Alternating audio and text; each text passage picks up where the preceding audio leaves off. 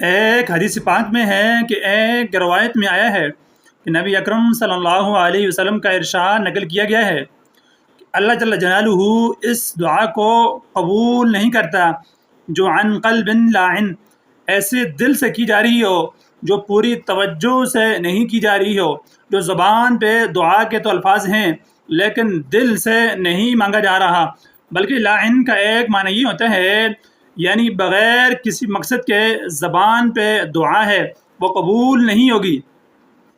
اگرچہ الفاظ میں جو برکت ہے وہ حاصل ہو جائے، کیونکہ سرکار دو عالم صلی اللہ علیہ وسلم پر جو بھی چیز آئی، جو چیز آپ کی زبان مبارک سے نکلی، ما ینطق عن الہوی ان ہوا الا وحی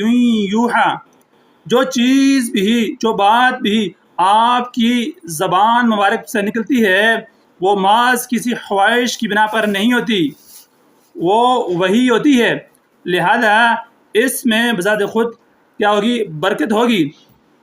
اور اللہ کے نبی صلی اللہ علیہ وسلم نے جو دعا کرنے کا طریقہ سکھلایا ہے کہ دعا کرنے سے پہلے اس دعا کو جو بھی شخص پڑھ کر دعا مانگے گا اس کی کوئی بھی دعا رد نہیں ہوگی۔ وہ دعا کون سی ہے؟ لا الہ الا اللہ الحلیم الکریم، سبحان اللہ رب العرش العظیم، الحمد للہ رب العالمین، اسألک موجبات رحمتک وعزائم مغفرتک والغنیمت من کل بر والسلامت من کل اثم، لا تدع لی ذنبا الا غفرتا ولا ہما الا فرجتا ولا حاجتا ہی لک رضا الا قضیتها یا ارحم الراحمین۔ اس دعا کو پڑھ کر جو بھی دعا مانگیں گے، نبی اکرم صلی اللہ علیہ وسلم نے فرمایا کہ اس کے بعد کوئی بھی دعا رد نہیں ہوتی۔ اس ویڈیو کو زیادہ زیادہ شیئر کیجیے تاکہ اور لوگوں تک یہ باتیں پہنچ جائیں۔ جزاکم اللہ خیر۔